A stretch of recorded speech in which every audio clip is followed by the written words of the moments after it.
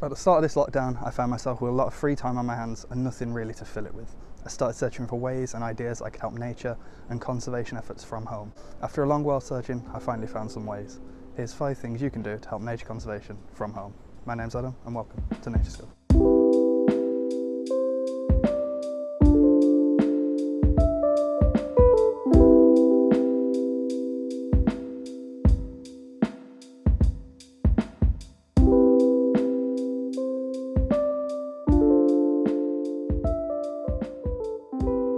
At number 1 on the list we have the Ocean Cleanup Group search engine.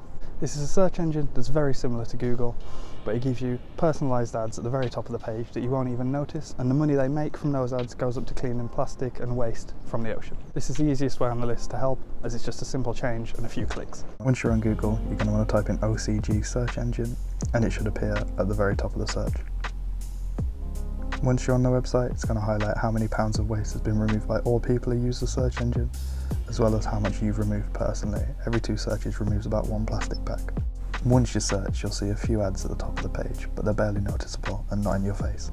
It's also worth noting that OCG has a Chrome add-on, so you can set it as your default browser using this.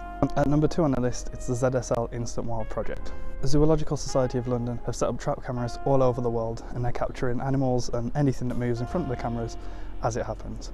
This is then uploaded to the ZSL Instant World website, and they're relying on the general public to help identify any organisms that come in front of the trap cameras. This allows ZSL to get a global map of where organisms are, how common they are in certain areas, and what they're actually doing. It also helps by capturing and identifying protected and endangered species, and it helps ZSL build a profile of how many of these animals are in the world and where they are. This is a great one for job interviews, as it boosts your identification skills and it gives you something to talk about that not many people might have actually done. It shows that you've used a bit of initiative during the lockdown and gone and improved your skills and also helped conservation at the same time. I'll show you how ZSL Instant World works now. If you get to the ZSL website, there'll be a few categories to choose from the newest images to the most liked. For this demonstration I'm using the most liked, and on this image we can clearly see that there's elephants present. So all you do is you go into elephants and you tag the type of elephant and how many there are. On this page we can see some sort of big cat to the left of the picture. So we go onto cat and scroll down. By the spots we can tell it's a cheetah or a leopard, but just by the depth of the spots I'm assuming this one's a leopard. So we click tag and we confirm identification. At number 3 on the list, it's Unlocking the River Severn, the Shad project.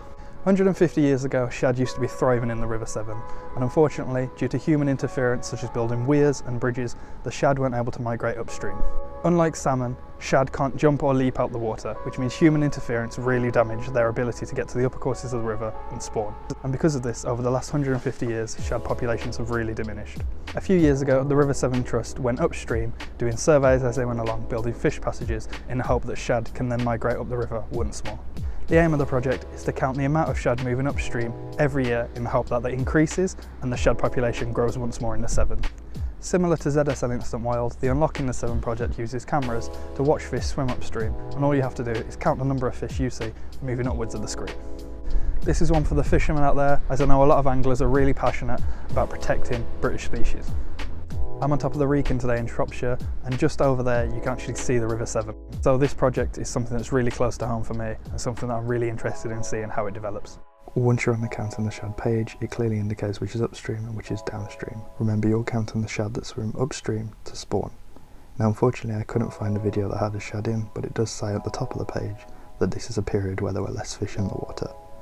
So all you do once you finish counting is type how many shad you saw and submit. At number 4 on the list, it's Help a Researcher Out. Just a quick search on social media and you can find yourself some researchers that put out questionnaires or surveys to questions that they want answering, and you can do those just sat on your sofa in about 10 minutes. Now these could be as simple as helping an undergraduate or master's student with their dissertation, or you could help an actual researcher out and the answers you give will go to real world science.